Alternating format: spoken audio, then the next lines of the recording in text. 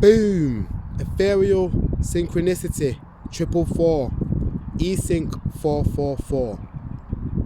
ESYNC444 for those who are just listening to the audio. So today, as you can see, I'm not decided to jump in front of the camera, but more just enjoy the view from behind and basically get back into the stride of things in this new astrological year, seasonal new year. So what does that mean? Well, Aries season, where we are now, which basically talks about the sun being in Aries, which is, to be really technical, the Earth's position in its orbit around the sun through the course of a year, to put it down. So what we call it in astrology terms, the sun being in Aries sector, and each sector basically has 30 degrees, which is roughly basically the sun doing about 1 degree a day, give or take, depending on the time of year. So we just got into the Aries season, and I know that was a bit mathematical and techie, but the point I'm making is that it's the start of the new year and it is just getting going. So I know that the calendar new year that most people are familiar with starts in January, ends in December, which is actually Capricorn season, and the astrological new year starts in March, with March 21st being the usual day of the spring equinox. Let's get it right. Spring equinox, summer solstice, autumn equinox, winter solstice. They're the four turning points of the seasons. So also other New Years that people are familiar with may be like the annual tax New Year's, or the working tax New Year as well. It basically depends if you're in different business or an employee status. So an employee and employer is slightly different, isn't it? As you will learn in astrology. So let's see. What's really important is quite a few things. So let's just cut to it. You've had planets shift through different signs. Significant ones being, I'll start with Mars. Mars has just entered Cancer after spending a stonkingly long time in Gemini. So just to explain what that means, because most people ain't going to really recognize the difference, or at least if they're not familiar with stonkingly long and Mars's transits. Mars generally tends to spend about 6 weeks in a sign, and Mars is quite important actually in this moment, because Mars is said to be the ruler of Aries and also Scorpio, to many people who don't know the Scorpio part. But Mars being ruler of Aries and it being Aries season, we are very interested in what Mars is doing as astrologers. And Mars has just left Gemini, where it's been for 6 months. That's because Mars basically got into Gemini, went retrograde, which basically means appears to be going backward through the sky, and then it turned direct, which meant it basically started going forwards through the sky, as we're used to seeing it in the direction it normally moves. And because of that, a planet, Mars in this case, spends longer in a sign. Now normally it's not Gemini where Mars would retrograde, I believe, and it's normally not a 6-month thing, so that's quite unusual. And Mars in forward motion going through the sign in general is about 6 weeks or so. It takes about, I think, 2 years nearly to do a full orbit around the sun, and around that point anyway is when it will go retrograde every now and again. So every couple of years you get a Mars retrograde. This one was really significant because it just was. And a lot of people in the astrological world are so over Mars in Gemini. I didn't. Well, I'm not going to say it was the best, but it definitely weren't the worst. It had its things, didn't it? So anyway, that's what Mars is now doing. It's around the 1st degree of Cancer, to be specific. And also important on this list, next I'm going to draw off, is Saturn. So Saturn rules generally speaking, Capricorn most certainly, and Aquarius for those that don't recognize the traditional rulership of Saturn over Aquarius.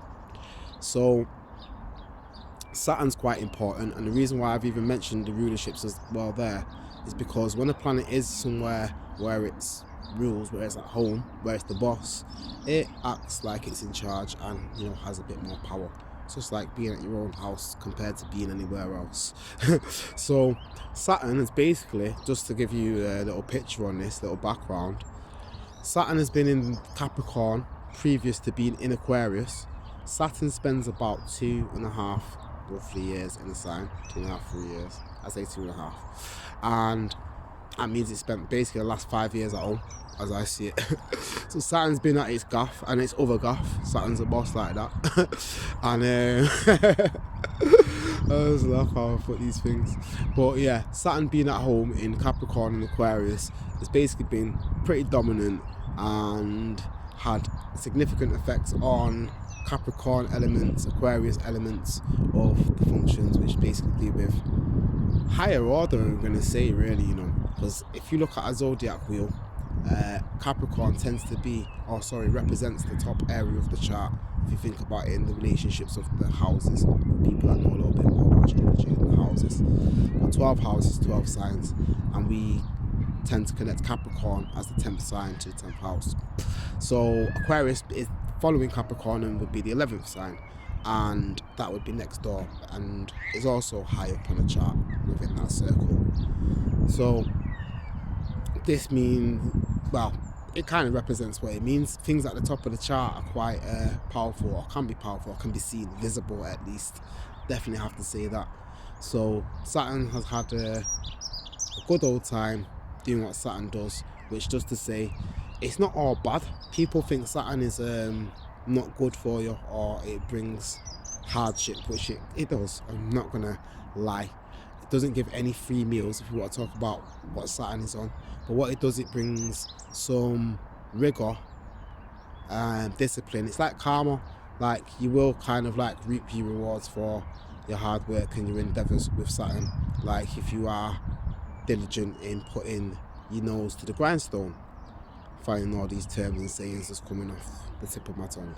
So Saturn basically makes you work for it. That is the nature of Saturn, in the sense that it's just to make sure that things will be okay.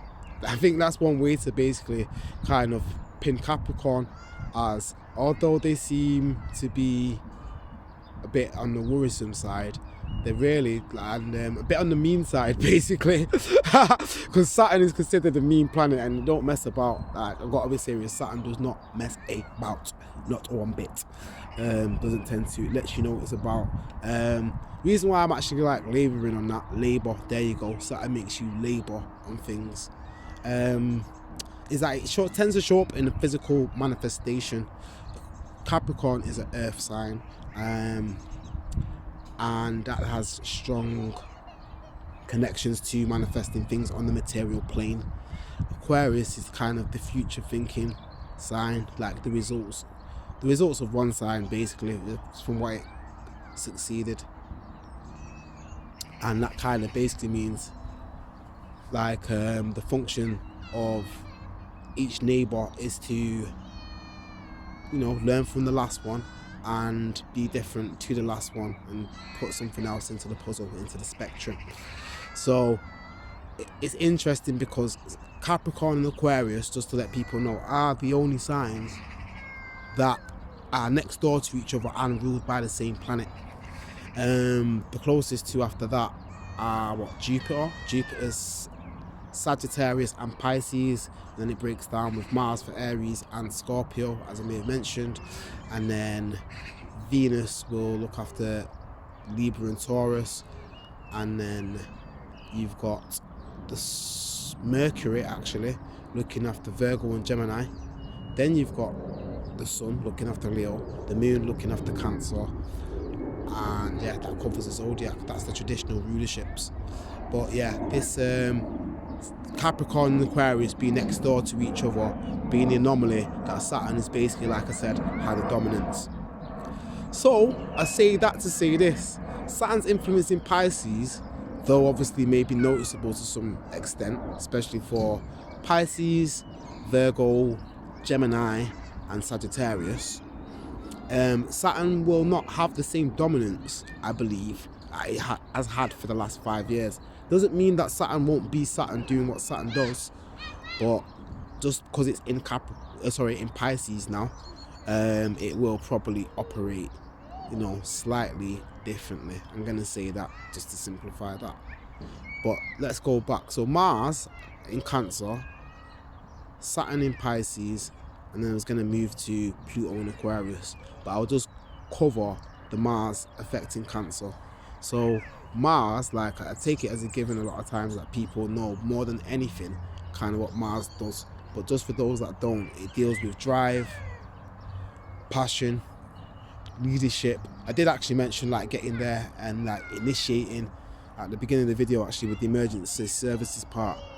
So yeah, but like literally like immediacy, what needs to be done, how you do it. Not what needs to be done, but how you take action with the things that you want to do, the things that you are passionate about, what means something to you. So Mars going into Cancer, like I said, it's going to activate Cancer people. Mars can be troublesome, so that I would advise, say, take care, cuts, burns, head, like the head. Mars has got a lot of influence over the head by Aries rulership, and even over the genitals by Scorpio. But Mars can basically just be a little bit sharp and prickly by nature. So other people that should definitely be on the lookout for Mars's energy would be the Capricorn people, because it will be opposite, being in Cancer, and square to Aries and Libra, which are also opposite to each other, Aries and Libra. So they're going to feel the energies of Mars on a more visible aspect, I would say. But it doesn't just affect people whose birthdays fall in those times. There's a lot more to astrology, with it being a very layered situation. But I put it out there with the birthdays and the sun signs because it's just quite easier to follow. So yeah, Mars in Cancer, and who it affects, the signs square and opposite. Saturn in Pisces, who it affects, the signs square and opposite. And now we're going to move to Pluto. Can't forget Pluto. So Pluto basically is an object that's a bit further away than all the other objects that are orbiting our sun in the solar system, and this means that it takes longer, because the orbit, to be technical, is a lot basically longer to get around. It's like being in the 9th lane compared to the guy in the 1st lane. I always kind of put it down like to our athletics kind of terminology when I think about planets going around the sun. So yeah, with the sun being where the field events would be basically, and the planets being the track event, just to draw it out for people visibly. And we've actually got like a field in front, to be fair with you, and then the track of being the paths being around is which the planets are orbits. That's me describing things. So Pluto takes anywhere between, I say 10 to 12. I'm gonna say 12, 11 even. So 11 to 12 years through Scorpio it was, in like 83 to 85, like maybe late 83 to maybe even late 85. I'm not sure when it moved in 85. No, sorry, not 85, 95. 83 to 95. So that was Pluto's shortest transit through a sign and the shorter end of Pluto's orbit. But after that, multiple on the opposite end of the spectrum, it can take maybe about 30-ish years to go through Taurus. So I say that because Pluto's just spent the last, let's get it right, 15 or so years in Capricorn. So at the same time Saturn was in Capricorn, it joined Pluto, and that signified something that we all kind of had to basically go through and survive, and we're here today. Now I did make a video about that in the past, and you can look it up. It's a known kind of thing when that Saturn meets Pluto, serious business goes down, and the world can change in quite a big way. And we've seen it this time around, so you know, that's just notable. But after that, Saturn left Pluto in Capricorn, went through to Aquarius, did its 2 or so years there, and then basically what's funny is that as one of the big daddies, as I'm gonna call it, or big mama, has left, in fact, you know what, I'm gonna call them big mamas. Big mama left Saturn, so sorry, Saturn, big mama Saturn left Aquarius, and then big mama Pluto has just arrived in Aquarius. So it's like Aquarius is basically, you know, getting no rest, no break. But the difference with Mama Saturn and Mama Pluto, the big mamas, the big mamas of the zodiac, is that Pluto is going to take roughly maybe 20 years, they're saying. Let's see, 2024 when it goes there for, you know, not for good, but for long term, up until about 2044. So this little taste that we're getting now is going to last about 6 months. Now, I've been explaining all of this, and you're thinking, yeah, but what does it mean? What does it mean? What does it mean for me? Well, I'm going to tell you a little bit. Pluto deals with change at a deep level, transformation, getting rid of the old, bringing the new.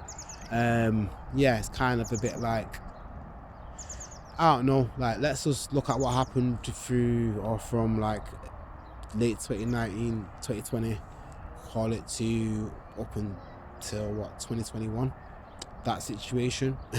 So when them two giants meet, they're both known as, well, the Grim Reaper, Father Time. Like, these are just names for Saturn and Pluto, and it kind of basically means the end of something, the death of something. So yeah, it basically brings death from the mortal plane or the psychological plane, like one or the other, but like either can affect both.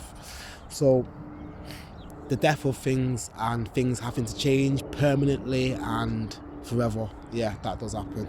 So to be fair with you, actually, you know, it happens with us all. We don't have forever, and that's why you've got to take charge of your life where you are able to, and try and do what you can with what you have. Not even try, just do, as they say. But no, you know, you have to make efforts. If it doesn't work out the first time, you got to go again, and that's just how it is. You got to get back up. It's like learning how to walk. It doesn't literally, you know, happen straight away, and there'll be a lot of tumbles, and even anybody that can walk can take a trip, stumble and fall, and you know, it's the ability to get back up and go again. So this being the new year, and quite a significant one, with a planet like Pluto shifting from Capricorn to Aquarius after 15 years, so since about 2008 being in Capricorn. I remember the financial actual meltdown or crash actually started around that time, and I do remember it quite well. And then also Saturn moving into Pisces. Saturn takes 28 years or so to go around the zodiac, so it's been 28 years or so since he's been in Pisces, nearly 30 years basically, and I do kind of remember that period. And then Mars, like I say, takes 2 years to go around, so it's been quite a while since we've had Mars in Cancer, but it's got to go everywhere eventually. So for the next 6 weeks, I would say, without looking at that, we're going to have Mars in Cancer, and energy is going to be spent around the home, the family. May want to watch out for arguments with the family, actually, the mother figures as well, definitely. Yeah, just in terms of, there's going to be energy in that area. Mars doesn't, so I should explain, as well as Saturn not being in its, you know, element specifically, it's in water, and Capricorn's elements and Aquarius elements is earth and air, but Pisces is water, and then Gemini is an air sign, and Cancer is a water sign like Pisces.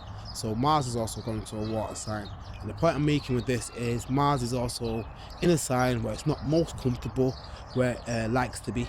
It excels in the sign opposite, Capricorn, actually, an earth sign, where it can be grounded and, you know, put things into action. And in Cancer, it kind of bit more internal, a bit more on the emotional spectrum of the feelings. Now that can be used to generate good change and good things, so it's not necessarily a negative thing, but it's understanding how to use planets when they're not in their, let's say, most comfortable signs. That's life, basically. Learn how to play with the deck you've got, and that's where the real skill comes in. So I've mentioned that just to say that we'll be all right, everything will be okay, things are going to change, it is what it is. Saturn's going to be doing what it's doing for a while, Mars a lot shorter, Pluto a lot longer, but for now I will be back with you to tell you more about it in due time. But I just had to get these big planetary moments off my chest, as well as it being the beginning of Aries season and, you know, a good time to put things into action. Currently the moon is in Gemini, just for the record, sign of the reporter, so that's why I've probably been talking and thought it'd be a good time to make such a video. Also for the record, Mercury is with Jupiter today, or it's reaching Jupiter. It's gonna, like, maybe more exact tomorrow, it's gonna take.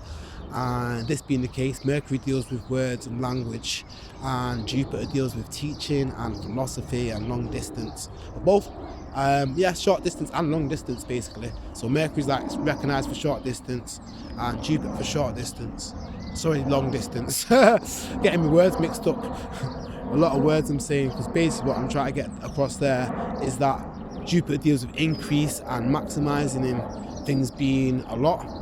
Mercury deals with words, ideas, communication, thoughts, and how we process things. So I'm saying that to say why the video has been a little bit longer, why I've probably tried to teach a few more points without even realizing it, and how things have just come off the tip of the tongue and been what they are. Now I'll listen back to this briefly maybe, and then put it up, and all I will say is, you guys shout me when you're ready for more astrological gems and information. I do have services, like look me up, and I'll, you know, slowly and surely, or quickly actually, maybe getting back to work with things, piece by piece, bit by bit, building the building. Love you all, and yeah, y'all ain't on the vibe, you know, do what you're doing. You won't even be here this long, so take care. Peace.